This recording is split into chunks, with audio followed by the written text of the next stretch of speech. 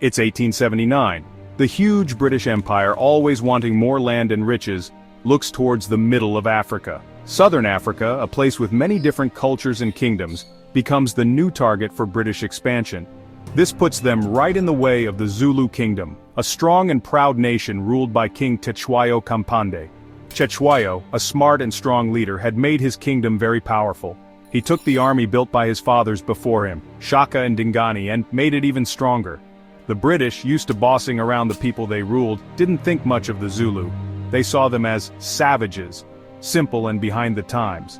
They thought their better guns and smarter plans would easily beat anything the Zulu could do. This thinking would be their downfall. Everything was ready for a big fight, a battle that would shake the British Empire and make the Zulu famous in history. The sun was setting on the Zulu Kingdom, but they would fight back bravely. Diamonds were found in 1867 near the Vaal and Orange Rivers, and this caused more trouble between the British and the Zulu. Then gold was found in the Transvaal, and the British wanted to control the area even more. This was a big threat to the Zulu Kingdom, which was right in the way of British expansion. Things were about to get serious. The British, only thinking about their own power, didn't understand how strong the Zulu were. They were about to learn a hard lesson. The Zulu army was unlike anything the British had ever seen. It wasn't just a messy group of tribesmen with spears, it was a well-trained, organized fighting force, made strong by many battles and sharpened by King Cetshwayo. The main part of the Zulu army was the Impi, a group of about 1,500 warriors, split into smaller groups based on age and experience. These warriors, called Amabutho, trained from a young age to fight.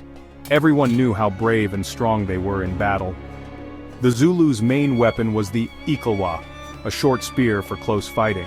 They also had big cowhide shields to protect themselves. The Zulu battle plan was simple but very effective. It was called the Horns of the Buffalo. The chest of the buffalo was the main Zulu force attacking straight ahead. The horns were groups on the sides, surrounding the enemy, while another group, the loins, waited for the right time to attack. The Zulu army was more than just fighters. They showed Zulu unity, pride, and strength. They were the protectors of their kingdom, and they would fight to the death. The British, with their straight lines and reliance on guns, would soon find out that bravery and training could sometimes beat technology in battle. The British invaded Zululand in January 1879. They wanted to crush the Zulu army and make King Cetshwayo surrender. Lord Chelmsford, the British leader, split his army into 3 groups. The middle group, led by him, went towards Isandlwana, a rocky hill that looked like a lion. Chelmsford thought the Zulu army was all at Ulundi, their capital. He heard about some Zulu near Isandlwana, but he didn't worry about it. He was sure his soldiers, with their Martini Henry rifles and cannons, could easily beat any Zulu they met. On the morning of January 22, 1879, the British camp at Isandlwana was busy. Tents were everywhere, soldiers were working, and the smell of cooking was in the air. The British felt very confident. They had won many battles before, and they didn't think this one would be any different. They had walked into a trap. They didn't know that a Zulu army of over 20,000 warriors, led by skilled commanders like Nshingwayo Koza and Mavumengwana Kamdlela, was quietly coming closer. The land and the morning mist hid them. The Zulus were about to launch a surprise attack that would shock everyone. The quiet time was about to explode into a terrible battle. The Zulu attack started early in the morning. The British were totally surprised. The first sign of trouble was a small British patrol that ran into the main Zulu force. The patrol was quickly destroyed. Their shouts of warning reached the main camp, but it was too late. The Zulus were already there. Like a huge wave of black shields and spears, the Zulu army came over the hills, shouting and banging their spears on their shields. The horns of the buffalo formation worked perfectly. The main Zulu force hit the middle of the British camp, while the groups on the sides surrounded the British. The loins, the Zulu reserve, waited for the right moment. The British, even though they were surprised, started shooting with their Martini Henry rifles. Their cannons fired at the Zulus, but there were just too many Zulu warriors. They kept coming, wave after wave, brave and believing in their leaders. The British, outnumbered and trapped, started to fall back. Their neat lines broke apart under the strong Zulu attack. The Battle of Isandlwana became a crazy mess. Zulu warriors with their deadly ikalwas fought hand-to-hand with British soldiers. The air was filled with the smell of gunpowder, blood and death. The British, even with their better guns, were losing to the fierce Zulu attack. The Zulu warriors, well-trained and disciplined, fought incredibly bravely. They attacked any weak spot in the British lines, their ikalwas striking like snakes. The British soldiers, many of them young and new to fighting, fought back bravely, but they couldn't win.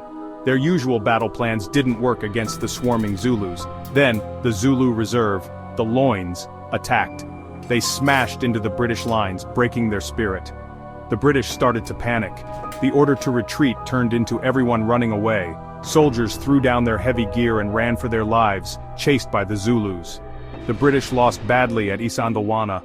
Over 1,300 British and colonial troops died, along with many African helpers. The Zulu had won. They had done the impossible. They had beaten a modern European army. The news of the British defeat at Isandlwana shocked the British Empire. It was embarrassing and made them question their military strength.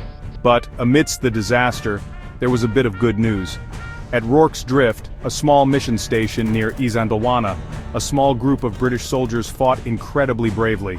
Just over 150 British and colonial troops, outnumbered more than 20 to 1, held off attacks by over 4,000 Zulu warriors for over 12 hours.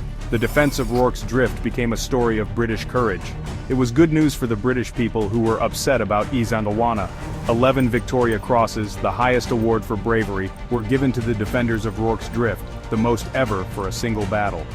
Even though it was a small fight in the overall Anglo-Zulu War, the defense of Rorke's Drift became very important. It showed British strength and determination. The Battle of Isandlwana was a turning point in Southern African history. It showed that even the strongest empire could be beaten by a determined local force.